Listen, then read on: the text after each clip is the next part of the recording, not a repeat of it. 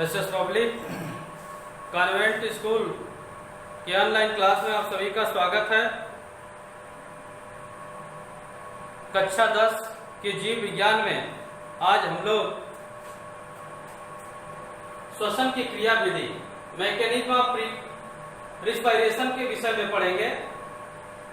देखिए, हम जानते हैं कि भोजन के ऑक्सीकरण से श्वसन में भोजन के ऑक्सीकरण से ऊर्जा निकलती है और इसके लिए ऑक्सीजन की आवश्यकता होती है। भोजन के ऑक्सीकरण से ऊर्जा निकलती है, जिस भोजन के ऑक्सीकरण करने के लिए ऑक्सीजन की आवश्यकता होती है और यह ऑक्सीजन हमको वायुमंडल से प्राप्त होती है।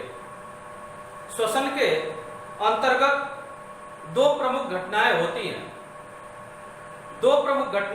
श्वसन के अंतर्गत पहली घटना ये होती है कि वायुमंडल से ऑक्सीजन को ग्रहण करना और कार्बन डाइऑक्साइड को बाहर निकालना।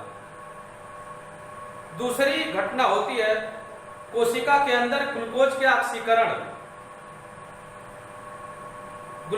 ऑक्सीकरण से ऊर्जा मुक्त होना और कार्बन डाइऑक्साइड का बनना। मैं पहला बताया कि वायुमंडल से ऑक्सीजन ग्रहण करके उसे कोशिकाओं तक पहुंचाना। पहली क्रिया यह होती है कि वायुमंडल से ऑक्सीजन को ग्रहण करके उससे कोशिकाओं तक पहुंचाना। यह क्रिया वायु श्वसन के अंतर्गत आती है।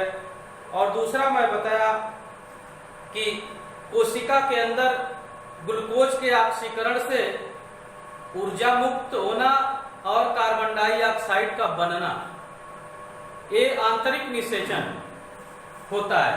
पहले में एक्सटर्नल रिस्पायरेशन और दूसरे में इंटरनल रिस्पायरेशन।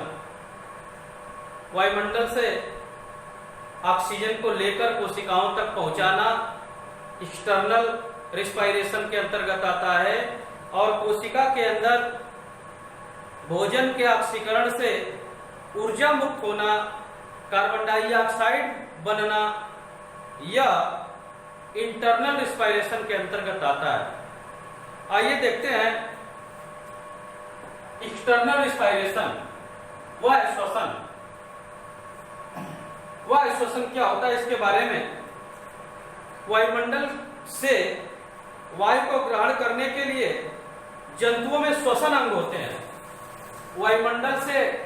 वायुमंडल से ऑक्सीजन को ग्रहण करने के लिए जंतुओं में श्वसन अंग होते हैं, जिन श्वसन अंगों के द्वारा वह वायुमंडल से ऑक्सीजन को ग्रहण करते हैं। जैसे मछलियों में क्लोम होता है, गलफड़े जिसको कहते हैं।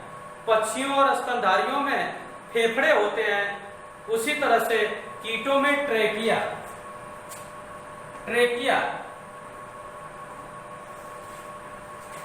फेफड़े।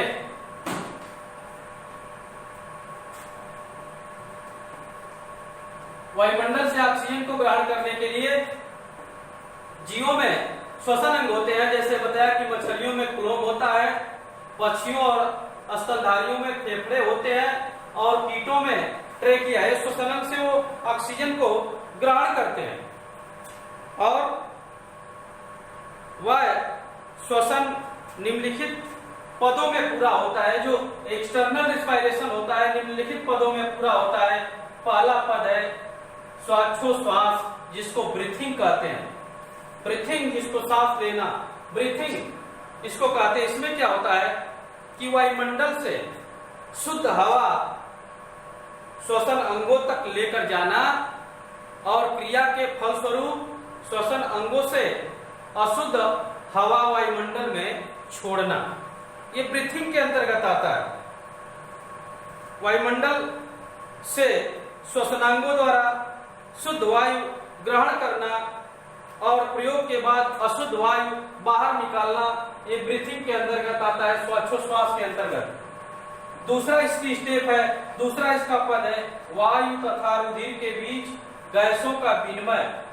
वायु तथा रुधिर के बीच गैसों का विनिमय। जब श्वसन अंग में वायु चली जाती है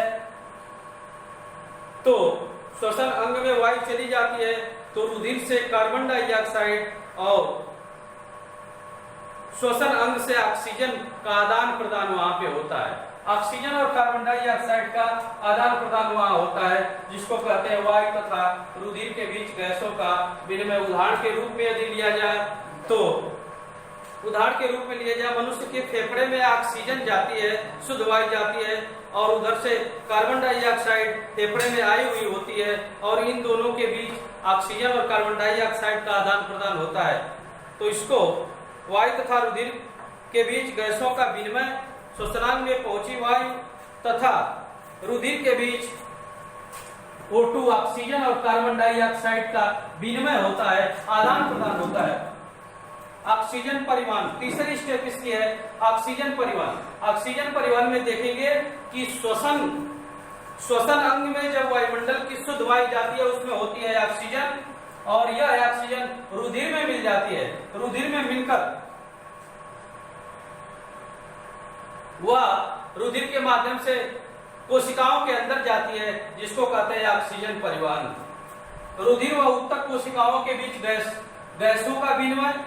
चौथी स्टेप में कह रहा है कि रुधिर व उत्तक कोशिकाओं के बीच गैसों का विनिमय। जब रुधिर ऑक्सीजन को लेकर उत्तक कोशिकाओं के बीच जाता है तो रुधिर से ऑक्सीजन निकलकर उत्तक कोशिकाओं में चली जाती है, और उत्तक कोशिकाओं से कार्बन डाइऑक्साइड निकलकर रुधिर में चला आता है। रुधिर की ऑक्सीजन उत्तक कोशिकाओं में और उत्तक की कार्बन डाइऑक्साइड रुधिर में आ जाता है। इस तरह से इसको कहते हैं रुधिर व उत्तक कोशिकाओं के बीच गैसों का विनिमय, गैसों का आदान प्रदान हो जाता है। कार्बन डाइऑक्साइड का परिवहन, जब श्वसन की क्रिया संपन्न हो जाती है, श्वसन की क्रिया जब संपन्न हो जाती है तो बनता है कार्बन डाइऑक्साइड, और वह कार्बन डाइऑक्साइड इस रुधिर के साथ, अभी मैं बताया, उत्तक कोशिकाओं से रुधिर में आ जाता है, और यह रुधिर उसको क्या करता है कि श्वसन अंगों तक उस कार्बन डाइऑक्साइड को ले आ देता है। श्वसन अंगों तक वह कार्बन डाइऑक्साइड आ गई, जिसको कहेंगे कार्बन डाइऑक्साइड का परिवहन। तो हमने देखा एक्सटर्नल रेस्पिरेशन में क्या होता है, श्वासोच्छ्वास में पहली स्टेप ब्रीथिंग होती है, जिसमें वायुमंडल की शुद्ध वायु श्वसन अंगों तक लिया जाता है। प्रयोग के बाद अशुद्ध वायु बाहर निकाला जाता है। वायु तथा रुधिर के बीच गैसों का विनिमय, इसमें क्या होता है कि कार्बन डाइऑक्साइड और ऑक्सीजन का विनिमय होता है। ऑक्सीजन परिवहन, श्वसन अंग में पहुंची हुई वायु में ऑक्सीजन होती है, जो ऑक्सीजन रुधिर के साथ मिलकर कोशिकाओं तक जाती है, जिसको ऑक्सीजन परिवहन कहते हैं।